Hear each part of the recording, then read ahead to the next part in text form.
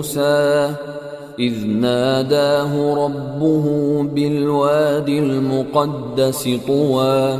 اذهب إلى فرعون إنه طغى فقل هل لك إلى أن تزكى وأهديك إلى ربك فتخشى فأراه الآية الكبرى فكذب وعصى ثم أدبر يسعى فحشر فنادى فقال أنا ربكم الأعلى